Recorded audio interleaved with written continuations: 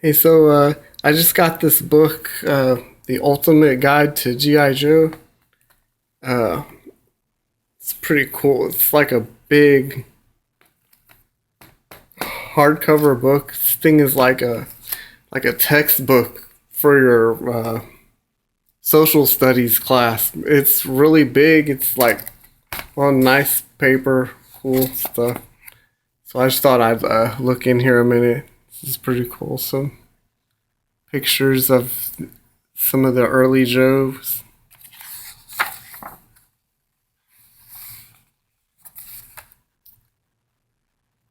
Focus. Okay. This Duke and the Skyhawk. So it looks like it goes through these by year 82, 83, 84, 85, all the way to 94. So this covers all of the 80s 3 3/4 inch GI Joes up until it got discontinued in 94. So it talks a little bit about the history. It's the Marvel comic. How to use this book. Whatever. Here's the pictures. There's rock and roll. These things, these toys are like works of art, man. It's just cool to look at them. So these are the 1982 Joes. These were the what they call the straight arm Joes. They don't have the little swivel in between their shoulder and their elbow that they added later on. But either way, these were the first group of Joes.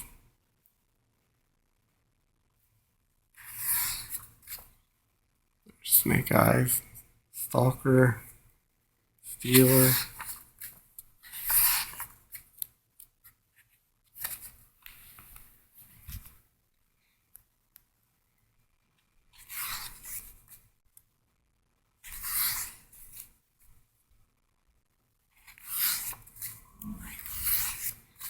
So here we go to the 83 Joes. And with the 83 Joes, they re-released all of the first figures, but they added that swivel arm articulation right there. So they basically just re-showed them all again.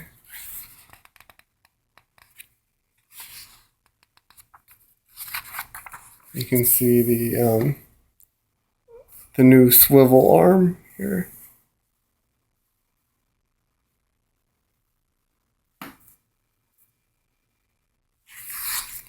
And then we get to like some of the new 83 figures.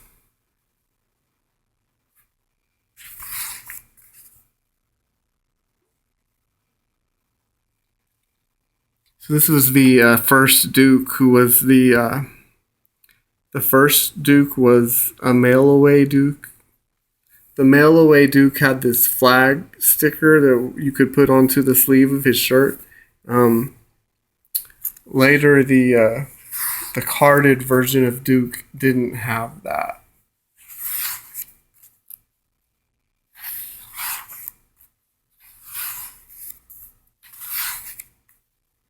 So his tank, probably the quintessential Cobra vehicle.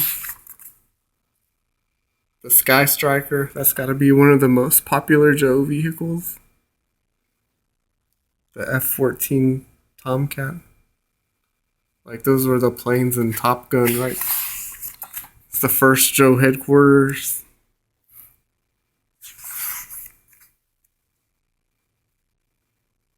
Pocket Patrol. I think they made this available for quite a while through the mail order. If you saved your flag points. So here we go, 84. These pictures are pretty cool. Deep Six. So this was in 84. You could buy Duke carded in a store.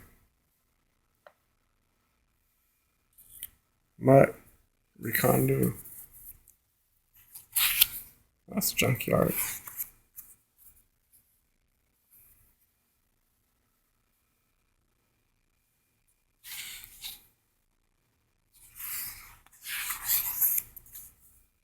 It's the hooded Cobra Commander. It talks about the hooded Cobra Commander. It was actually available for quite a while through all the mail orders. They kept him going. And then it talks about how easy the gold paint would rub off him, which was true. There's Firefly. Storm Shadow. That's got to be one of the most sought after figures. The first Storm Shadow. And they talk about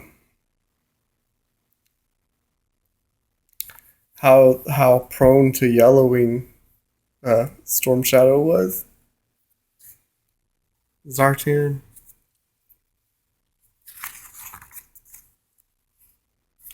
They definitely had cooler toys in the first 4 or 5 years. Like, look at that. That's awesome. It's really cool playability.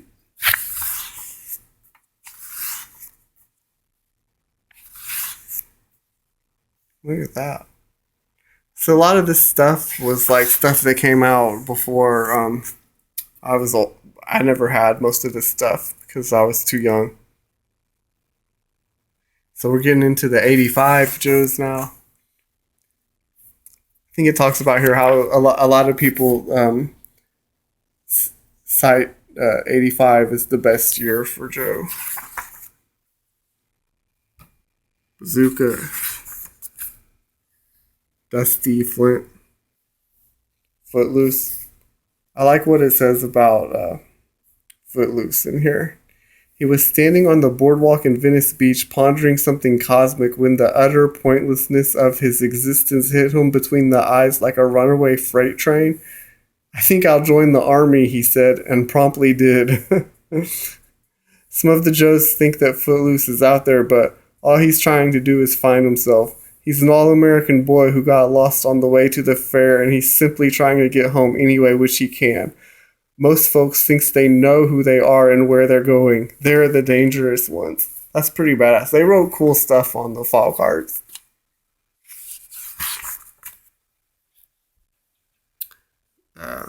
This was the dude that came with the flag. Lady J, she had her hat. She never had her hat in the cartoon. Quick kick. Here's Sergeant Slaughter. This was the first Sergeant Slaughter that was available through the mail.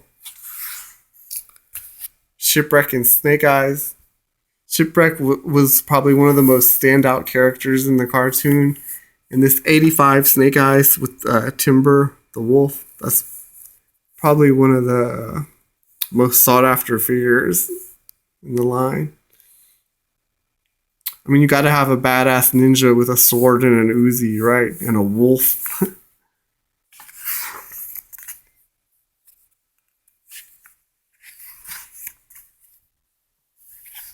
There's Tomax and Zaymot.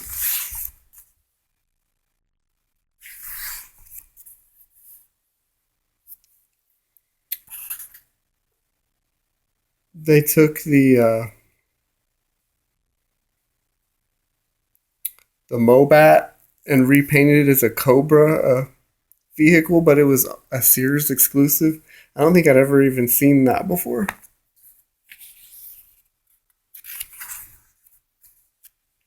Again, it would be cool to have all this stuff. The Trouble Bubble. And here it is, the Flag aircraft carrier. Huge. Says this cost $109 in 1985. 7.5 feet long. If they made a toy this big now, like, it would probably cost like $800. Like, they don't make stuff like this no more. Tactical battle platform.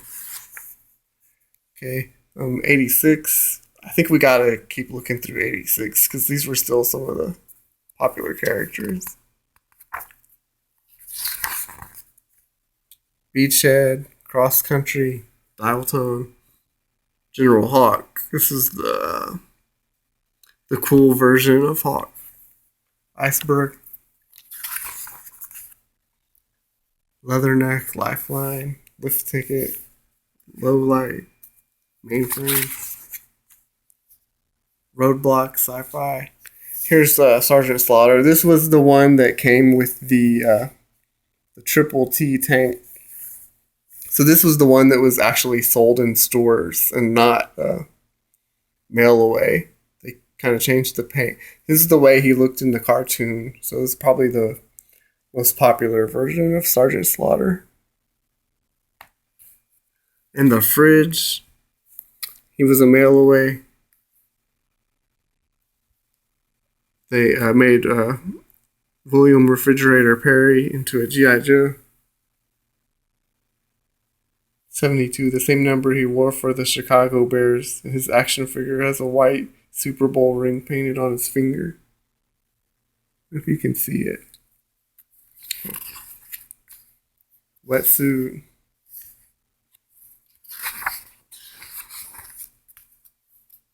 There's the bat.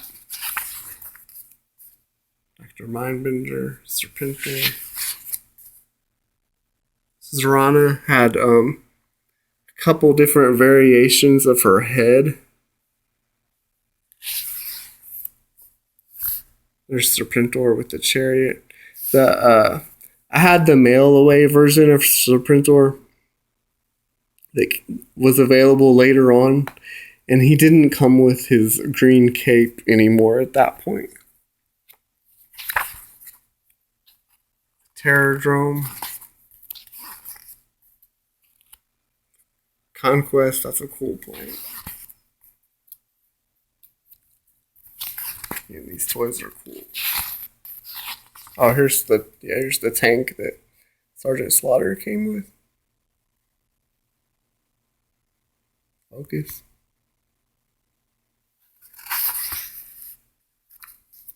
So we're into 87. Chuckles, Falcon. That's a cool gung ho.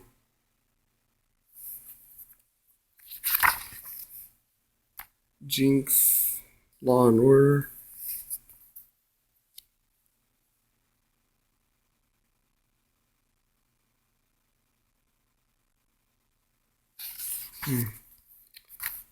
Starduster, Steel Brigade. This talks about all the different variations of Steel Brigade. They used different molds. So there was a lot of them.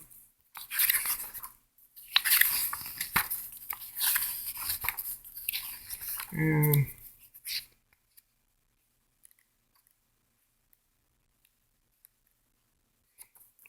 I guess we'll skip to some. I had the Mud Fighter. This was in 89, I guess. That was available. Night Force. This was a Toys R Us exclusive.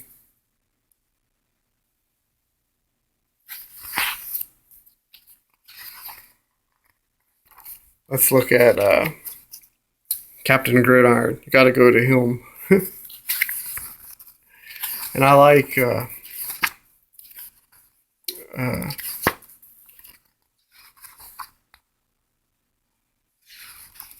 we go, 91. I like that General Hawk with the jetpack. You know, it kind of like looking back years later, you realize that this came out like a year after The Rocketeer, and that's probably what they were inspired by.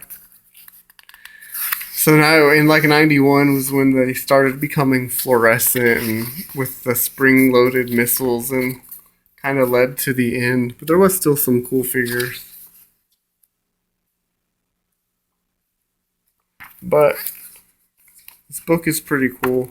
To me, If there was one thing I kind of wish was missing from this book, it would be just that there's no more pictures of the like packaging art or like